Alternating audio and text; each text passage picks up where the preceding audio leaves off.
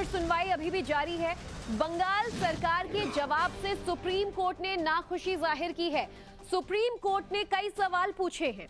Supreme court का पहला सवाल, एफआईआर दर्ज करने में इतनी देरी क्यों की? बिना अननेचुरल डेथ की रिपोर्ट दर्ज किया और पोस्टमार्टम कैसे हुआ? पुलिस के जिम्मेदार अधिकारियों को पेश होने के लिए कहा गया है।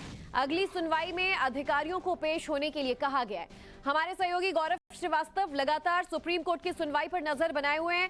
गौरव, काफी वाजिब सवाल सुप्रीम कोर्ट में उठे हैं और शुरुआत से ही इन सवालों का जवाब भी ममता सरकार से पूछा जा रहा है, लेकिन अब उनके पास कोई विकल्प नहीं है, अधिकारियों को पेश होना होगा। सुप्रीम कोर्ट ने आज क्या कुछ कहा?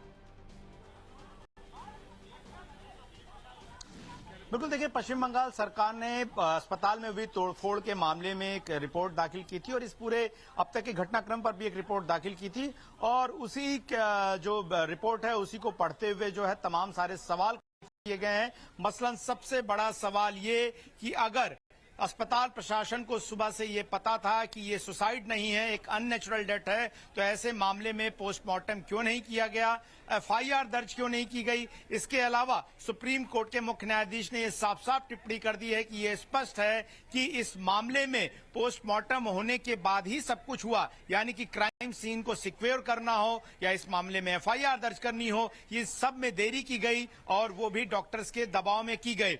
वहीं इसी बेंच के एक जस्टिस जेबी पार्डी वाला ने तो बहुत बड़ी टिप्पणी कर दी। उन्होंने कहा कि मैंने अपने 30 साल के करियर में जिस तरह की जांच पश्चिम बंगाल सरकार की पुलिस ने की है, ऐसी कभी भी किसी अपराध की जांच जो है नहीं देखी है। जिस तरह के हम सवाल पूछ रहे हैं, हमें उस जवाब से कोई संतुष्टि नहीं मिल रही है और सुप्रीम कोर्ट ने स्पष्ट आदेश दिए हैं कि अगली सुनवाई में पश्चिम बंगाल पुलिस का कोई जिम्मेदार अधिकारी आकर कोर्ट में यह बताएगा कि अब तक जांच क्या हुई और वो अधिकारी जो इस जांच में शामिल रहा हो, क्योंकि लगातार पश्चिम बंगाल सरकार के जो वकील हैं, वरिष्ठ वकील कपिल सिब्बल, सुप्रीम कोर्ट के तमाम सवालों का जवाब नहीं दे पा रहे हैं। और सुप्रीम कोर्ट की एक बात से यह स्पष्ट हो चुका है, जिस दिन ये भीड़ अस्पताल में उपद्रव करने पहुंची थी और सवाल खड़े हुए थे और कोलकाता पुलिस ने नोटिस देना और एफआईआर देना शुरू कर दिया था, उस पर चीफ जस्टिस ने मुहर लगा दी है कि यह स्पष्ट है कि जो क्राइम सीन है उसके साथ छेड़छाड़ हुई है, उसे सिक्योर नहीं किया गया और उसकी वीडियोग्राफी भी तब की गई ऐसे सवाल हैं जिसका जवाब अब कोलकाता प्रशासन, पुलिस और ममता सरकार को देना होगा। बहरहाल इस पूरे मामले में देखिए